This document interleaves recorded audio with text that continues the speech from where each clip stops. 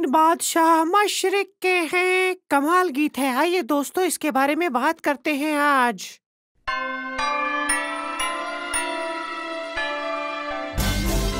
Hello दोस्तों, ईद मिलाद मसीह मुबारक हो। मेरा नाम डगलस है और आज मैं आप लोगों से मजूसियों और इन तीन तहाइफ के बारे में बात करूंगा जो वो जनाब मसीह मऊद के लिए लाए थे। लिहाजा हम ईद मिलाद मसीह के वक्त मजूसियों के बारे में बात करते हैं क्योंकि किताब मुक़द्दस में खास तौर पर हजरत मत्ती की इंजील शरीफ में ये इन मजूसियों के बारे में बात करता है जो तशरीफ लाए थे और उन्होंने नौ मौलूद मसीह की पैदाइश के बाद उन्हें तोहफे भी दिए थे। और किताब मुक़द्दस कहती है कि वो तीन तरह के तोहफे लाए थे। वो सोना और लोबान और बहुत कुछ लाए थे। और ठीक है, हर कोई जानता है कि सोना क्या है, ये समझ में आता है। सोना सोना है, ये पैसे की तरह ही है। लेकिन लुबान और मर मुझे अंदाजा नहीं था कि ये क्या है, लिहाजा मैंने देखना चाहता था। और मैं आपको बताता हूँ, जब भी मुझे किताब मुक़द्दस में कोई ऐसी चीज मिलती है जिसके बारे में मैं मुतजस्सिस होता हूँ तो मेरे वालिदैन या मेरे दादा दादी इस पर तहकीक करने में मेरी मदद करते हैं। तो मैं हमेशा उन दोनों को दिलचस्प पाता हूँ।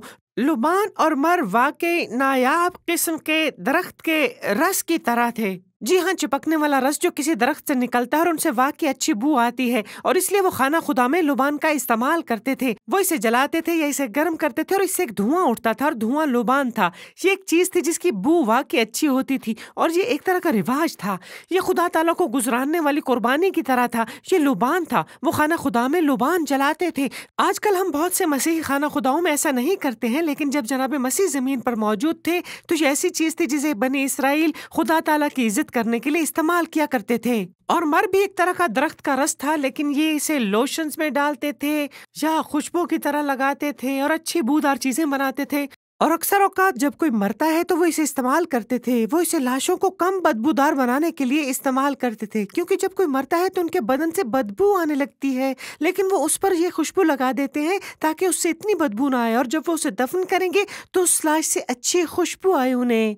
और इन तीन मुख्तलिफ तहाइफ के बारे में बहुत से नज़रियात मौजूद हैं और वो क्यों दिए गए थे, लेकिन मेरा बहुत पसंदीदा नज़रिया, मेरा सबसे पसंदीदा ख्याल ये है। लिहाजा सोना एक ऐसी चीज़ है जो आप किसी बादशाह को देंगे। वाकई ये तमाम चीज़ों में से ऐसी चीज़ है जो आप एक बादशाह को देंगे, अगरचे इससे कोई फ़र्क नहीं पड़ता कि नज़रिया क्या है। हम जानते हैं कि ये लोग जानते थे कि जनाब मसीह बादशाहों के बादशाह हैं और इसलिए वो उनके लिए तहाइफ लाए थे जो आप किसी बादशाह के लिए लाएंगे, ना कि वो तोहफे जो आप किसी बच्चे के लिए लाएंगे जो एक गोदाम में पैदा हुआ था। और इसलिए मेरा पसंदीदा नजरिया ये है कि सोना एक ऐसी चीज है जो आप किसी बादशाह को देंगे, जैसे खराज तहसीन जो आप किसी बादशाह को देंगे। और लुबान ऐसी चीज है जिसे आप जलाते हैं, ये लुबान होता है, ये खुदा ताला के लिए एक तोहफे की तरह है। और मर एक ऐसी चीज है जिसे आप किसी ऐसे शख्स के लिए इस्तेमाल करेंगे जो मर चुका हो, कोई ऐसा शख्स जो फानी की तरह था। लिहाजा एक फानी लाफानी नहीं, कोई ऐसा शख्स जो मर सकता है।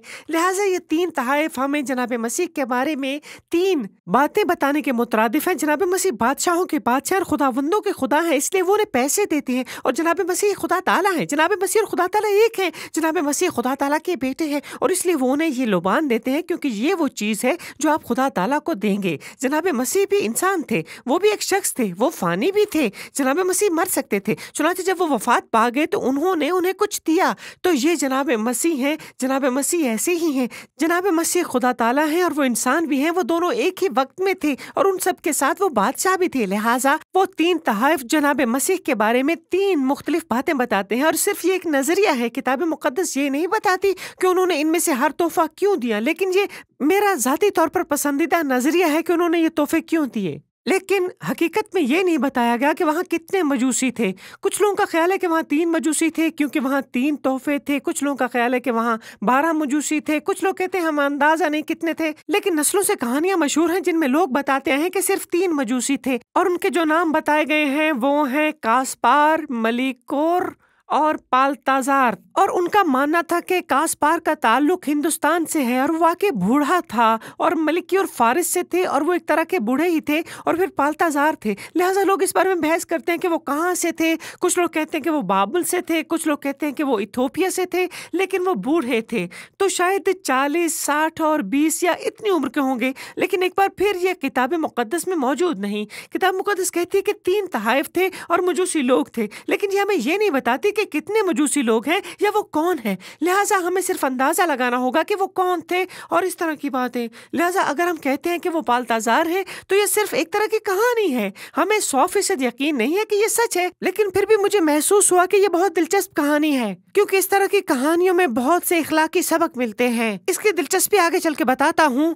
در حقیقت کتاب مقدس یہ نہیں کہتی کہ آیا یہ 3 مجوسی بادشاہ تھے۔ ہمارے پاس وہ گیت ہے جس میں ہم کہتے ہیں ہم 3 بادشاہ مشرق کے ہیں، ہم کہتے کہ وہ بادشاہ ہیں، لیکن ہم حقیقت میں نہیں جانتے کہ وہ بادشاہ تھے یا نہیں۔ لوگوں کے یقین کی ایک وجہ یہ تھی کہ وہ بادشاہ ہیں، کیونکہ کتاب مقدس میں جناب مسیح کے بارے میں پیشن گوئیوں میں سے ایک یہ تھی کہ بادشاہ ان کے سامنے جھک جائیں گے، لہٰذا انہوں نے اس کا مطلب ان مجوسیوں سے لیا کہ وہ مشرق میں بادشاہ رہے ہوں گے۔ ذاتی طور پر میں واقعی نہیں جانتا کہ وہ بادشاہ تھے یا نہیں تھے، مگر مجھے ایسا نہیں لگتا کہ وہ بادشاہ تھے، مجھے لگتا ہے کہ وہ مجوسی تھے، جیسا کہ کتاب مقدس کہتی ہے وہ مجوسی تھے، اور مجھے لگتا ہے کہ وہ بادشاہ جو جناب مسیح کے سامنے جھک گئے تھے، جو بادشاہ ہیں، نہ کہ صرف یہ لوگ جو آئے اور تحائف دیے۔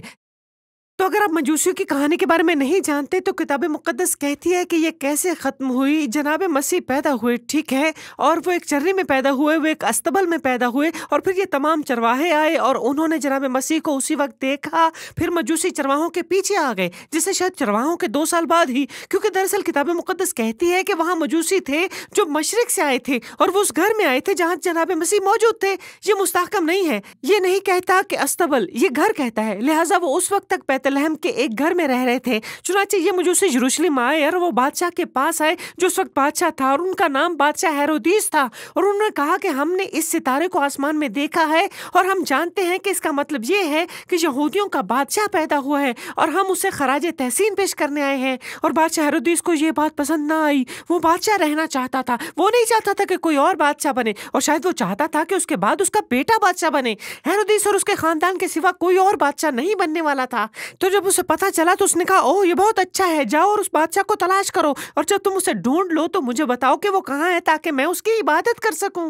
لیکن دراصل اس کا مطلب یہ تھا کہ ہاں جاؤ اسے تلاش کرو تاکہ میں اسے مار سکوں۔ پھر عقل مند لوگ گئے اور وہ ستارے کے پیچھے چلتے گئے اور انہوں نے اس گھر کو پایا جہاں جناب مسیح موجود تھے، اور وہ بہت پرجوش تھے۔ وہ اندر گئے اور جناب مسیح سے ملے اور وہ بی بی مریم سے ملے، اور انہوں نے انہیں اپنے تحائف دیے اور انہوں نے جھک کر جناب مسیح کی عبادت کی، اور انہیں الہام ہوا کہ وہ ہیرودیس کے پاس واپس نہ جائیں کیونکہ اس کا انجام برا ہوگا۔ اور اس طرح انہوں نے جو کیا وہ یہ تھا کہ جناب مسیح سے ملنے کے بعد وہاں سے چلے گئے اور پھر کبھی ان کو نہ دیکھا گیا، اور اس لیے اگرچہ ہیرودیس کو مجوسی نہ مل سکے کیونکہ وہ چلے گئے تھے، لیکن وہ پہلے ہی ان سے بات کر چکا تھا، لہذا اسے معلوم تھا کہ ستارہ کب نمودار ہوا۔ وہ جانتا تھا جب انہوں نے کہا کہ جناب مسیح اس وقت پیدا ہوئے تھے جب ستارہ نمودار ہوا، تو اس نے اپنے تمام محافظوں اور سپاہیوں سے کہا کہ وہ باہر نکلے اور 2 سال سے کم عمر کے تمام لڑکوں کو مار ڈالیں۔ تو یہ ایک وجہ ہے کہ ہم سوچتے ہیں کہ مجوسی جناب مسیح کی پیدائش کے 2 سال بعد بھی زندہ تھے، کیونکہ ہیرودیس نے کہا تھا کہ 2 سال سے کم عمر کے ہر بچے کو قتل کرنا ہوگا۔ یہ واقعی افسوسناک تھا، لیکن جناب مسیح اور ان کا خاندان فرار ہو گیا کیونکہ خدا تعالیٰ نے بی بی مریم کے شوہر حضرت یوسف سے کہا کہ انہیں وہاں سے مصر جانا ہے۔ کبھی کبھی میں سوچتا ہوں کہ شاید ہم لوگ بھول جاتے ہیں، یہاں تک کہ عید میلاد مسیح کے وقت بھی آس پاس جب ہمیں واقعی خدا تعالیٰ کو یاد کرنا چاہیے کہ انہوں نے اپنے بیٹے جناب مسیح کو ہمارے لیے بھیجا تھا، اور ہم بھول جاتے ہیں کہ یہ کتنا حیرت انگیز ہے۔ ہم بھول جاتے ہیں کہ خدا تعالیٰ کتنی قدرت رکھتے ہیں اور جناب مسیح قدرت رکھتے ہیں۔ وہ ہمارے بادشاہ ہیں، وہ بادشاہوں کے بادشاہ اور سرداروں کے سردار ہیں، اور جناب مسیح کے ساتھ بادشاہ کی طرح برتاؤ کرنے کی بجائے ہم ان کے ساتھ ایک خیالی کردار کی طرح برتاؤ کرتے ہیں جس کے بارے ہم اتوار کی عبادت میں جاتے ہیں۔ لہٰذا آج آپ لوگوں کے لیے میرا یہ چیلنج ہے کہ آپ جناب مسیح کو خداوند تعالیٰ کے طور پر تسلیم کریں گے، اور آپ جانیں گے کہ جب خدا تعالیٰ اپنے بیٹے جناب مسیح کو ہمارے پاس بھیجتا ہے تو انہوں نے ان کو بادشاہ بنا کر بھیجا، اور ہمیں ان کے ساتھ بادشاہ کی طرح ہی برتاؤ کرنا چاہیے۔ ہمیں خدا تعالیٰ کو وہ احترام دینا چاہیے جس کے وہ مستحق ہیں، اور ہم ان کے لیے جو کچھ بھی کرتے ہیں وہ عزت سے کریں گے۔